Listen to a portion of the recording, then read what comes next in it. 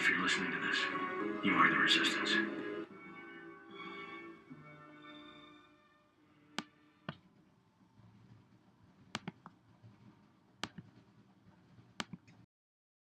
Hello, thanks for checking in. I just wanted to make a quick video, hopefully, about this new article I just ran into. It was on Yahoo News. From the Los Angeles Times business section, the Economy Hub. RAND's Obamacare stats, 9.3 million new insureds and counting. And I wanted to point out propaganda and statistics and how they're used against us. And we'll talk a little bit about RAND Corp after this, who exactly these people are. So the long-awaited RAND Corp study of Obamacare's effect on health insurance coverage was released Tuesday and confirmed the numbers that had been telegraphed for more than a week. At least 9.3 million more Americans have health insurance now than in September 2013. Virtually all of them as a result of the law. Okay. Oh, wow. 9.3 million people have now have health insurance because of Obamacare. That sounds nice. Well, check this. That's a net figure, accommodating all those who lost their individual health insurance because of cancellations, right? So basically, healthcare providers canceled millions of people's policies, knowing that they were going to have to sign up for Obamacare.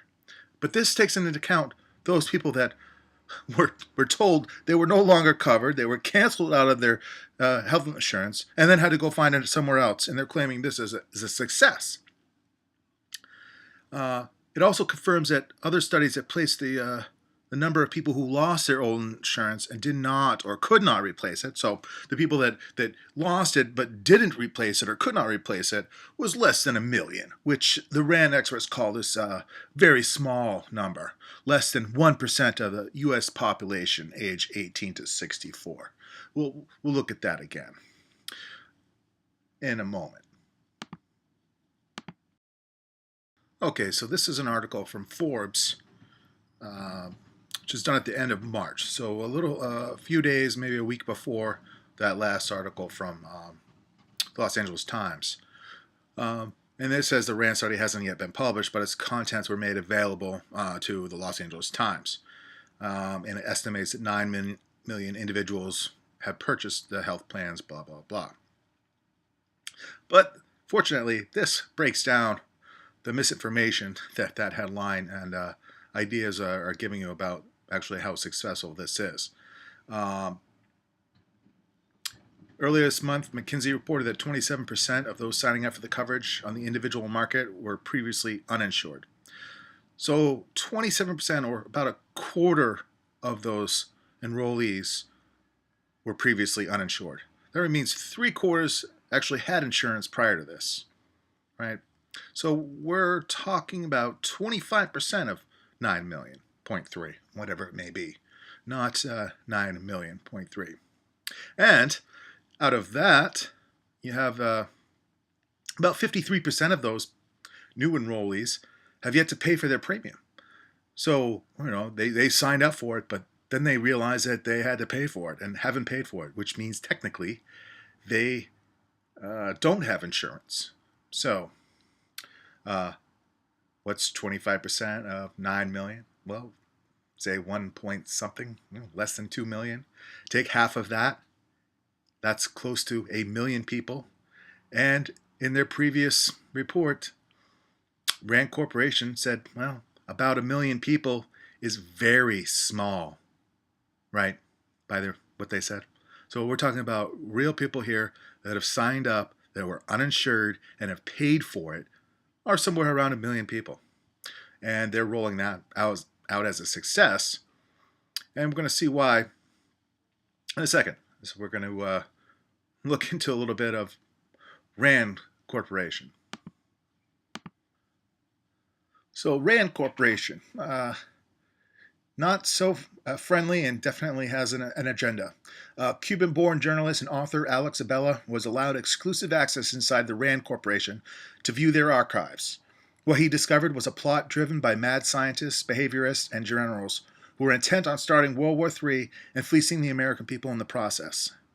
Once he was a skeptic on the subject of conspiracy theories and the New World Order, but after his work with the Rand Corporation, he is now convinced that this top secret think tank has been pulling the strings of American government for at least 60 years.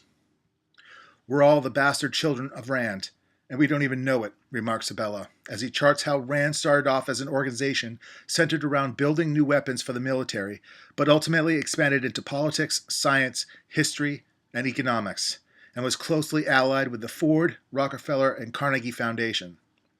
Rand's decision in the 50s to remodel the globe towards a new world order changed everything, with the development of rational choice theory, which turned people from being citizens into consumers, as rights and responsibilities were replaced with choices, and people's lives slowly came to be dominated not by integrity or what they stood for, but by what they spent their money on. Rand's ultimate goal was to have technocrats running every aspect of society in pursuit of one world government that would be administered under the rule of reason, a ruthless world where efficiency was king and men were little more than machines, which is why Rand studied the social sciences, because they were at a loss to work out how to deal with people and how human beings did not always act in their own predictable self-interests. There is no place for love, empathy, or selflessness in the New World Order that Rand and the Ford Foundation are working to create, and patriotism and altruism are adversarial to their aims. Abella explains how Rand was instrumental in developing the strategy behind the use of nuclear weapons and how they actively promoted nuking the entirety of Eastern Europe as well as China in case of problems in Western Europe, a policy that could easily have sparked off a catastrophic nuclear holocaust. Rand researchers believe that as long as 10 million Americans survived a nuclear war, the war was won.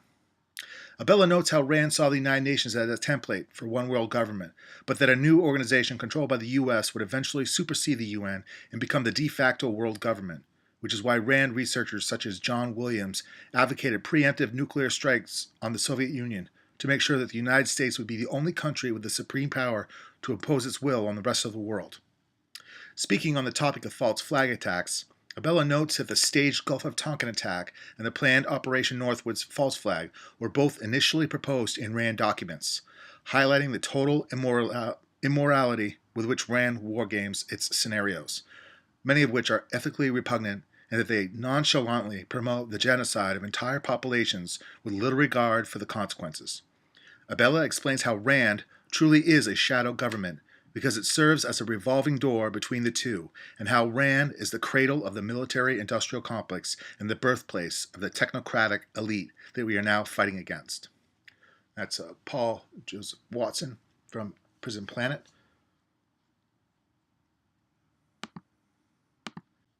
So you see we had here Rand's ultimate goal was to have technocrats running every aspect of society.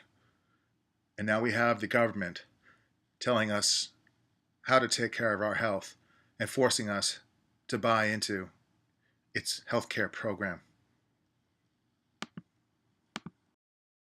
Here is a book by Alex Abella, Soldiers of Reason, The Rand Corporation, and the Rise of the American People. I highly recommend that.